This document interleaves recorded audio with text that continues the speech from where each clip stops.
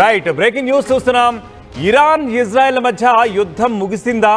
ఒకవేళ ముగిస్తే ఈ cease fire అయితే ఏదైతే కొనసాగుతుందో అది తాత్కాలికమేనా అంటే ప్రస్తుతానికైతే అవునని అక్కడ పరిస్థితులు చూస్తుంటే తెలుస్తూ ఉంది. ఎందుకంటే ప్రస్తుతం నేను చెప్పబోయే బ్రేకింగ్ న్యూస్ వింటే మీరు కూడా అదే ఫీల్ అవుతారు. అదేంటంటే మరోసారి అమెరికా ఇజ్రాయెల్కు ఇరాన్ స్ట్రాంగ్ వార్నింగ్ ఇచ్చింది. ఒక్క తప్పు చేసినా వదిలేది లేదంటూ ఇరాన్ చాలాగా స్ట్రాంగ్గా హెచ్చరికలు జారీ చేసిన నేపథ్యం ఉంది. మా చేతులు ఎప్పుడు కూడా ట్రిగ్గర్ మీదే ఉన్నాయి, ఎప్పుడెప్పుడు మీరు దొరుకుతారా అని చూస్తున్నాం అంటూ కూడా ఒక రకంగా ఇండైరెక్ట్గా కాదు డైరెక్ట్ వార్నింగ్ అనే అనుకోవాలి.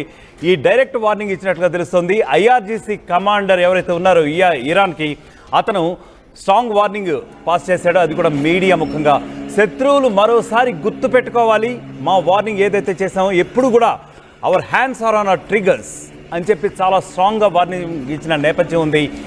ఇరాన్ కమాండర్ మహమ్మద్ షక్బూర్ ఎవరైతే ఉన్నారో ఆయన తాజాగా ఈ వ్యాఖ్యలు చేశారు.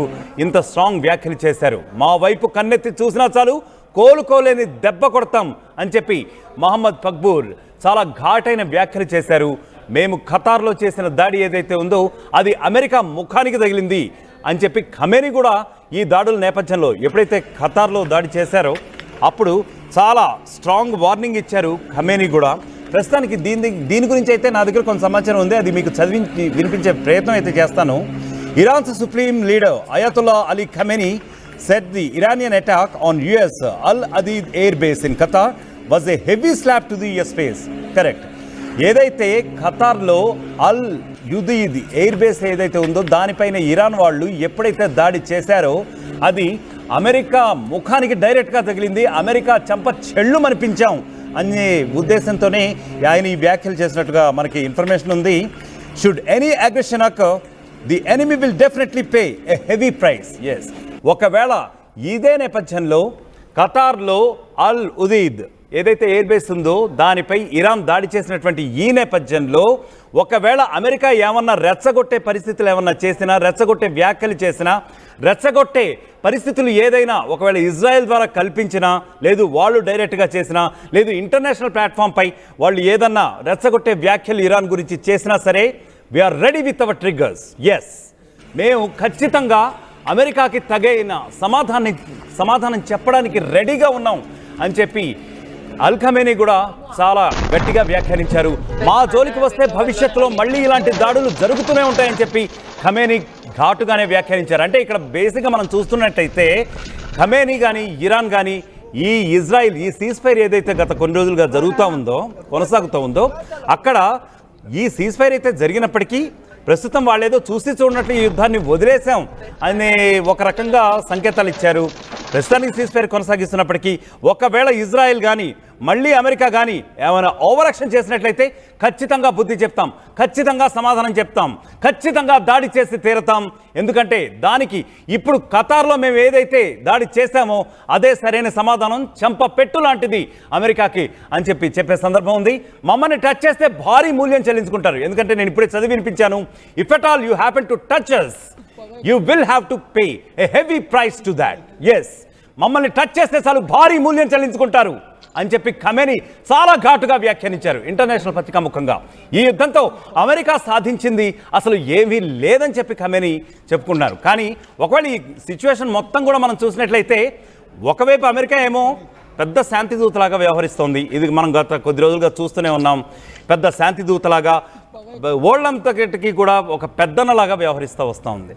ఏదో పెద్ద ఇద్దరి మధ్య గొడవలు వస్తే ఒక ఇంట్లో వాళ్ళిద్దరి మధ్య ఏదో సమతౌల్యత పాటించమని, ఏదో సమగ్రత పాటించమని, ఏదో నేను పెద్దన్నగా నేను వీళ్ళందరినీ కూడా యుద్ధం ఆపించాను, ప్రపంచ శాంతి నెలకొల్పడానికి నేను శాంతి కాముకుల్లా ప్రయత్నిస్తున్నాను అని చెప్పి సోకాల్డ్ ట్రంప్ గత కొద్ది కాలంగా కూడా వ్యాఖ్యానిస్తూ వస్తున్నాడు. ఇన్ఫ్యాక్ట్ ఇండియా పాకిస్తాన్ ఈ యుద్ధం జరిగిన నేపథ్యంలో కూడా ఆ సీజ్ ఫైర్ చేసింది నేనే, వీరిద్దరి మధ్య యుద్ధం ఆపింది నేనే అని చెప్పి గొప్పగా చెప్తూ వచ్చాడు ట్రంప్. అఫ్కోర్స్ మన ఇండియన్స్ ఏనాటికి కూడా పట్టించుకున్నప్పటికీ ఎవరు రమ్మన్నారు, ఎవరు ఇంటర్ఫేర్ రమ్మన్నారు? First of all Indo Pak war మధ్య ఆయన ఎవరు ఇంటర్ఫేర్ రమ్మన్నాడు? అయినప్పటికీ కూడా వేలు పెట్టాడు, పెద్దన్న పాత్ర వహించానని చెప్పాడు, సీజ్ ఫైర్ చేశారని చెప్పాడు. సరే, ఇండియా పాక్ ఈ విషయం పక్కన పెడితే ఇప్పుడు ఇరాన్ ఇజ్రాయెల్ మధ్య కూడా తలదూర్చినటువంటి ఈ ట్రంప్, ఈ అమెరికా పెద్దన్న పాత్ర ఏదో నేను వహించాను, అందుకే సీజ్ ఫైర్ చేశాను అని చెప్పి గతంలో కూడా వ్యాఖ్యానించారు. సరే, ఇక ఇదే నేపథ్యంలో ఈ యుద్ధంతో అమెరికా సాధించింది ఏమీ లేదని చెప్పి ఒకవైపు ఖమేనీ కూడా, అంటే ఈ యుద్ధాన్ని విరమించుకోవటం వల్ల ఏదో అమెరికా పెద్ద పాత్ర ఏమీ లేదు, మేము స్వచ్ఛందంగా ముందుకొచ్చి ఈ యొక్క యుద్ధాన్ని విరమించుకున్నాం, ఎందుకులే అని చెప్పి చూసి చూడనట్టు వదిలేసాం అనే ఒక ధోరణితో కూడా ప్రస్తుతం ఇరాన్ ఉందని చెప్పి ఖచ్చితంగా ఎప్పుడైతే ఈ ఖమేనీ వ్యాఖ్యలు చేశాడో వాళ్ళు చేసినటువంటి ఈ వ్యాఖ్యలను బట్టి అయితే మనకు తెలుస్తోంది. ఒకసారి దానికి సంబంధించిన విజువల్స్ కూడా ఇక్కడ చూస్తున్నాం ఆర్టీవీ స్క్రీన్పై.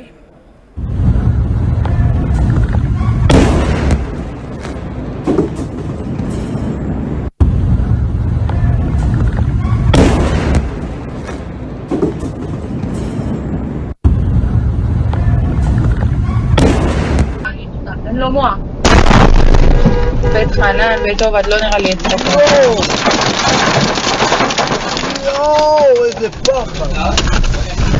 రైట్, ఇక ఇదే సిచ్యువేషన్ గురించి మా ప్రతినిధి మనోజ్ మరింత సమాచారం అందిస్తారు. మనోజ్, ముఖ్యంగా చెప్పండి, ఒక పక్కనేమో అమెరికా పెద్దన్న పాత్ర పోషించాను, సీజ్ ఫైర్ నేనే చేశాను, అది చేశాను, ఇది చేశాను అని చెప్పుకుంటోంది.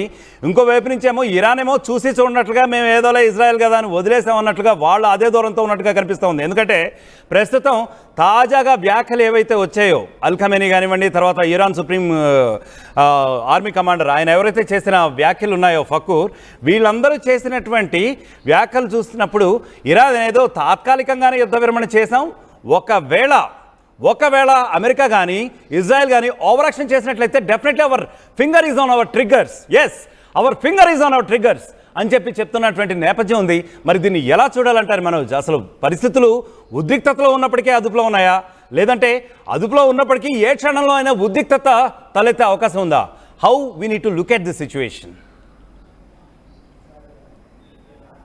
యుద్ధం అయితే ముగిసింది, కానీ ఇంకా ఈ దేశాల మధ్య కోల్డ్ వార్ నడుస్తూనే ఉంది. చాలా క్లియర్గా కోల్డ్ వార్ తాలూకా కొన్ని ఉదాహరణలు ఏంటంటే, మొదట ఆ యుద్ధం ముగియక మునిపే 12వ రోజున ఏదైతే యుద్ధం జరుగుతూ ఉందో ఆ రోజున అమెరికా అధ్యక్షుడు డొనాల్డ్ ట్రంప్ ట్వీట్ చేశారు, సీజ్ ఫర్ అండర్స్టాండింగ్ కొనసాగుతుంది, ఇరు దేశాల మధ్య శాంతి తీసుకొచ్చే ప్రయత్నం నేను చేస్తున్నాను, కాల్పుల విరమణ జరుగుతుందని చెప్పి అటు ఇరాన్ అయినా లేకపోతే ఇజ్రాయెల్, ఎందుకంటే ఈ రెండు దేశాలు పోరాటంలో ఉన్నాయి, రెండు దేశాలు యుద్ధం చేసుకుంటున్నాయి కాబట్టి ఎవరో ఒకరు మాట్లాడాల్సింది. కానీ అమెరికా అధ్యక్షుడు ట్వీట్ చేసిన తర్వాత ఈ రెండు దేశాలు కూడా అంగీకరించినట్టుగానే ఉన్నాయి. ఆ అంగీకరించే రోజున కూడా ఇరాన్ సంబంధించినటువంటి ఫారెన్ మినిస్టర్ అగర్చి ఒక ట్వీట్ చేశారు. ఏమన్నారంటే ఆయన, అమెరికా వచ్చి మా దగ్గర మోకరిల్లిపోయింది, అమెరికా మమ్మల్ని వేడుకుంది, మాపై దాడి చేయొద్దని చెప్పింది కాబట్టి మేము ఒప్పుకున్నామంటున్నారు. ఎగ్జాక్ట్గా 10th డే రోజు యుద్ధం సమయంలో మొదట రాత్రి అమెరికా 3 న్యూక్లియర్ స్థావరాలపై ఇరాన్ పైన దాడి చేసింది. నతన్జా, ఇసాఫాన్ అండ్ ఫార్దో, ఈ 3 న్యూక్లియర్ సైట్స్ పైన ఎప్పుడైతే అమెరికా దాడి చేసిందో ఆ తర్వాత చాలా కోపంతో ఆగ్రహంతో ఇరాన్ రగిలిపోయింది. అందుకే ఖతర్లోని అల్ ఉదీద్ అనేటువంటి ఒక ఎయిర్ బేస్, అమెరికాకి ఖతర్లో కూడా ఎయిర్ బేస్ ఉంది, అటు సిరియాలో కూడా ఎయిర్ బేస్ ఉంది. సిరియా డమస్కస్ లో ఉన్నటువంటి ఎయిర్ బేస్ ని కుప్పకూల్చినట్టుగా వార్తలు వచ్చాయి, కానీ దాన్ని అమెరికా ధృవీకరించలేరు. ఇరాన్ మాత్రం చాలా కరెక్ట్, ఎస్ మేము సిరియాలో ఉన్నటువంటి అమెరికా ఎయిర్ బేస్ ని కుప్పకూల్చాం, దీంతో పాటుగా మేము ఖతర్ ఉన్నటువంటి అలుదీద్ ఎయిర్ బేస్ ని కూడా కుప్పకూల్చాం, అక్కడ కూడా అమెరికా లాస్ అయింది. సో అక్కడ సుమారుగా 18 ఎయిర్ బేసెస్ ఉన్నాయి ఈ మిడిల్ ఈస్టర్న్ కంట్రీస్ లో అమెరికాకు సంబంధించినవి. వాటన్నిటిపైన ఎక్కువ పెట్టాం, మేము కనుక తలుచుకుంటే ఈ 18 మొత్తాన్ని కూడా కుప్పకూలుస్తామని చెప్పి చాలా క్లియర్ గా ఇరాన్ హెచ్చరించింది. అయితే ఆ తర్వాత ఒక 2 రోజుల పాటుగా యుద్ధం జరిగింది. ఇరాన్ పైన ఇజ్రాయెల్ దాడి చేయడం, ఇజ్రాయెల్ పైన ఇరాన్ దాడి చేయడం, చాలా కీలకమైన నగరాలు టార్గెట్ గా ఇరు దేశాలు కూడా టార్గెట్ చేసుకున్నాయి, పెద్ద ఎత్తున కుప్పకూల్చే ప్రయత్నం చేశాయి. ఏకంగా రష్యా అధ్యక్షుడు పుతిన్ దగ్గరికి కూడా ఒక లేఖతో అలీ ఖమేనీ తమ ఫారెన్ మినిస్టర్ ద్వారా లేఖలో పంపించారు. ఏం చేస్తే బాగుంటుంది, ఎలా చేస్తే బాగుంటుంది, డైరెక్ట్ గా మీరు కూడా యుద్ధంలోకి వస్తారంటూ కూడా ఆ లేఖలో పొందుపరిచినట్టుగా తెలుస్తోంది. ఇంకా అఫీషియల్ గా ఉన్న నోట్ ఆ లేఖలో ఏముందనేది బయటకు రాలేదు, కానీ సుప్రీం లీడర్ అలీ ఖమేనీ ఇచ్చిన లేఖని అగర్చి, అక్కడ ఇరాన్ ఫారెన్ మినిస్టర్ అగర్చి రష్యా అధ్యక్షుడికి అందించారు. సో రష్యా మొదటి నుంచి చెప్తోంది ఇరాన్ వైపుగా మేము ఉన్నామని చెప్పి. సో ఇప్పుడు తాజాగా నేను ఎందుకు ఇవన్నీ చెప్తున్నానంటే, కోల్డ్ వార్ ఇంకా జరుగుతుందని అనడానికి ఇవన్నీ నిదర్శనాలుగా చూడాలి. ఎందుకంటే మా దగ్గర శక్తి ఉంది, మేమంతా సిద్ధంగా ఉన్నాం, మేము పేల్చేసాం. ఆ తర్వాత ఖమేనీ కూడా ఒక ట్వీట్ చేశారు, congratulations for the Iran victory అంటున్నారు ఆయన. ఇరాన్ గెలిచింది అని చెప్తున్నారు ఆయన. ఇరాన్ గెలిచింది, ఇరాన్ విజయం సాధించింది. సో ఇరాన్ ప్రజలందరూ కూడా సంబరాలు కూడా జరుపుకుంటున్నారు, వీధుల్లోకి ఎక్కి వారంతా అట్టహాసంగా సంబరాలు జరుపుకుంటున్నారు. డీజే మోతలు, పటాసులు మొత్తం కూడా ఒక సంబరాలు అంబరాన్ని అంటాయి. కానీ ఖమేనీ ఇంకా బయటకు ఎందుకంటే ఇరాన్ సంబరాలు కూడా చేసుకునే నేపథ్యం ఉంది, ఎందుకంటే వాళ్ళు ఏదో విజయం సాధించేసాము ఇజ్రాయెల్ పైన అని చెప్పి. Yes, please continue. Right, exact గా ఇరాన్ సంబరాలు జరుపుకుంది, ఖమేనీ బయటకు రాకపోవడంతో ఆందోళన వ్యక్తం చేసింది, ఇవన్నీ జరుగుతున్నాయి. సో ఇప్పుడు అమెరికా పైన మరొకసారి అక్కడి IRGC కమాండర్ ఏం చెప్తున్నారంటే, మహమ్మద్ పక్పూర్ ఆయన ఏమంటున్నారంటే, ట్రిగర్స్ ఆర్ రెడీ, మాకు ట్రిగర్ పైన వేలు సిద్ధంగా ఉన్నాయి, మేము నొక్కడం ఆలస్యం మళ్ళీ అమెరికా కుప్పకూలిపోతుంది అని డైరెక్ట్ గా అమెరికాపై దాడి చేయకపోవచ్చు. నిజంగా దాడి చేసే ఆలోచన ఉంటే ఈ యుద్ధంలోనే ఏదో ఒక రకంగా తాడోపేడో తేల్చుకునేవారు. అమెరికానే మాపై యుద్ధం జరిపి అమెరికా 3 న్యూక్లియర్ సైకిల్ పేల్చినా కూడా ఇరాన్ ఇంకా మౌనంగా ఉండిపోయి మళ్ళీ కేవలం వ్యాఖ్యలే ఎందుకు చేస్తుందని అంటే, డైరెక్ట్ గా అమెరికాని కొట్టాలన్న ఆలోచనలో ఇరాన్ లేదు. కేవలం తమ దగ్గర ఉన్నటువంటి 1-2 ఎయిర్ బేసెస్ ని కుప్పకూల్చగలిగింది, అమెరికాకు ఒక నష్టాన్ని వాటిల్లా చేసింది. కానీ డైరెక్ట్ గా అమెరికాకు వెళ్ళిపోయి దాడి చేసేంతలా ఇరాన్ దగ్గర అయితే లేదు మాత్రం చాలా స్పష్టం. సో దానికి తోడు 21 దేశాలు సపోర్ట్ ఇచ్చాయని చెప్పాయి, కానీ ఏ ఒక్కటి కూడా బహిరంగ యుద్ధంలోకి రాలేదు, ఒక హౌతీలు తప్ప. రష్యా, చైనా కూడా సపోర్ట్ ఇస్తామని చెప్పాయి, కానీ వాళ్ళు డైరెక్ట్ గా యుద్ధంలోకి రాలేకపోయారు. అమెరికా అధ్యక్షుడు ఎప్పుడైతే డొనాల్డ్ ట్రంప్ దాడులు చేశాడో, ప్రతీకారంతో రగిలిపోతున్న ఇరాన్ అటు ఇజ్రాయెల్ పైన ఇంకా దాడిని పెంచింది. ఒకే రోజున 1000కి పైగా డ్రోన్స్ ని ప్రయోగించి Tel Aviv, Beersheba, Holon, Ramat Gan, Haifa region మొత్తాన్ని కూడా ఇజ్రాయెల్లో కుప్పకూల్చే ప్రయత్నం ఇరాన్ చేసింది. సో ప్రస్తుతానికి ఇరాన్ మళ్ళీ ఏం చెప్తోందనంటే, మేము ఓడిపోలేదు, ఇక్కడ మేము చాలా క్లియర్ గా గెలిచాం. బికాస్ మీరు దాడి చేసిన 3 న్యూక్లియర్ సైట్లు, మీ లక్ష్యాలు ఏంటి? న్యూక్లియర్ వెపన్ తయారు చేయకూడదని. సో న్యూక్లియర్ వెపన్ తయారు చేయకూడదని లక్ష్యం కొద్దీ మీరు ఆ 3 న్యూక్లియర్ సైట్ పైన దాడి చేశారు. కానీ అక్కడ న్యూక్లియర్ సైట్లో మేము అప్పుడే ముందస్తుగా గమనించి నెల రోజుల ముందే అది మొత్తం ఖాళీ చేయించాం.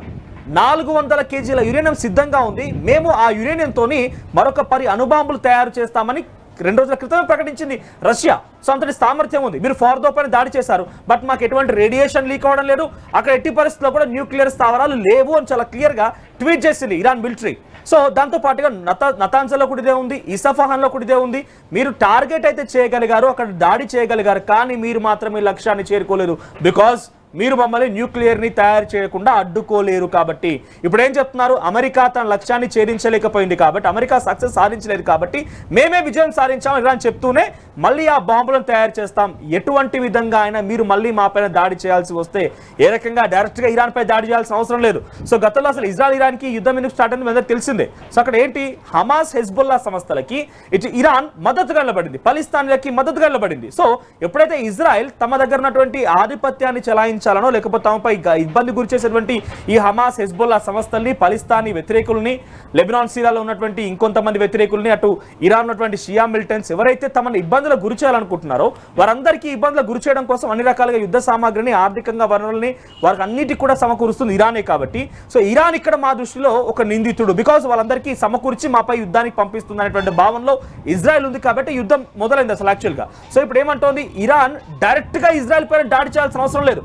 ఏదో ఒక మూలన మళ్ళీ హమాస్ని, హెజ్బుల్లాలని, షియా మిలిటెంట్స్ని, తర్వాత హౌతీస్ని కొంత వాళ్ళకి సహకరించి మీరు వెళ్ళండి అనే రకంగా కూడా వారు సహకరించారు. ఎందుకంటే బికాజ్ వాళ్ళది ఒక ఐడియాలజికల్ యుద్ధం, ఇజ్రాయెల్ పలిస్తాన్ మధ్య ఒక ఐడియాలజికల్ యుద్ధం, గాజాది ఒక ఐడియాలజికల్ యుద్ధం. సో ఈ ప్రాంతాల్లో వాళ్ళు ఒక ఐడియాలజికల్ గా యుద్ధం చేస్తున్నారు. కాబట్టి ఇరాన్ కనుక మళ్ళీ సహకరించి ఏదో ఒక రకంగా వారిపై దాడి చేయాలన్న ఆలోచన కానీ లేకపోతే ఒక చిన్న కవ్వింపు చర్యకు పాల్పడ్డా కూడా ఇది ఒక రకంగా ఇరాన్ యుద్ధం చేసినట్టుగానే భావించాలి. సో ప్రస్తుతానికైతే ఈ విజయం మాది అని చెప్పి చాలా క్లియర్ గా చెప్తూనే మళ్ళీ యుద్ధానికి మేము సిద్ధమవుతున్నట్టుగా cold war, it's war of words, కేవలం మాటల మధ్య యుద్ధం జరుగుతోంది. మా దగ్గర ట్రిగర్ మీద ఆల్రెడీ వేలు పెట్టి ఉంచాం, మళ్ళీ ట్రిగర్ నొక్కితే ఇజ్రాయెల్ లేదా అమెరికా మాత్రం చుక్కలు చూపించడం ఖాయమన్నట్టుగానే అక్కడి IRGC కమాండర్ మహమ్మద్ పక్పూర్ చెప్తున్నారు. మరి ఈ వ్యాఖ్యలు ఇప్పుడు అటు ఇజ్రాయెల్ లా కన్సిడర్ చేస్తుంది, అటు అమెరికా ఎలా కన్సిడర్ చేస్తుందో చూడాలి.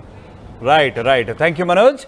మొత్తం మీద అయితే ఇరాన్ ఎంత మాత్రం కూడా ఈ సీజ్ ఫైర్ కొనసాగుతున్నప్పటికీ కూడా ప్రస్తుతానికి అది తాత్కాలికంగానే భావిస్తోందా, ఒకవేళ ఈ సీజ్ ఫైర్ ఏదైతే ఉందో ఇది కొంతకాలం వరకే కొనసాగొచ్చు, ఒకవేళ అమెరికా కానీ ఇజ్రాయెల్ కానీ ఏదైనా కవ్వింపు చేష్టలకు కానీ లేదా యుద్ధ పరిస్థితులు నెలకొల్పే పరిస్థితులు తెచ్చినప్పటికీ కూడా ఇరాన్ ఎట్టి పరిస్థితుల్లో ఉపేక్షించబోదు అని చెప్పకనే చెప్తున్న పరిస్థితులు అయితే మనం చూస్తున్నాం ప్రస్తుతానికి. విజువల్స్ అయితే అట్ ద సేమ్ టైం ఒక్క తప్పు చేసినా అటు ఇజ్రాయెల్ కానీ ఇటు అమెరికాను కానీ వదిలేదు లేదంటూ కూడా అటు అల్ ఖమేనీ అలాగే ఇటు IRGC కమాండర్, ఇరాన్కు చెందిన IRGC కమాండర్ ఫకూర్ కూడా హెచ్చరించిన నేపథ్యం అయితే మనం చూస్తున్నాం. మరి చూడాలి వీరిద్దరి మధ్య ఇంకా ఖమేనీ చేసినటువంటి కామెంట్స్ ఏవైతే ఉన్నాయో, at the same time IRGC commander ఫకూర్ చేసిన కామెంట్స్ ఏవైతే ఉన్నాయో ఈ కామెంట్స్కి మరి ఏమన్నా ప్రతి కామెంట్స్ అటు అమెరికా నుంచి కానీ ఇటు ఇజ్రాయెల్ నుంచి వస్తాయా అని చెప్పి మాత్రం మనం ఇంకా వేచి చూడాల్సిందే.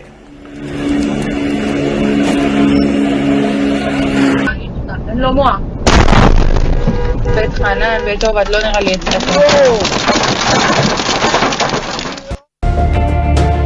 At KLH, we ensure that your dream job is a reality. KLH deemed to be university. తెలుగులో న్యూస్ కి ఫాస్టెస్ట్ యాప్ ఇప్పుడు టోటలీ న్యూ అవతార్లో జస్ట్ 5 సెకండ్స్ లో కంప్లీట్ న్యూస్. సోషల్ మీడియాలో ట్రెండ్స్ కి one stop solution. Live TV app voice search option తో ఇప్పుడే download చేయండి లేదా అప్డేట్ అయిపోండి. యాప్ లింక్ డిస్క్రిప్షన్ లో ఉంది.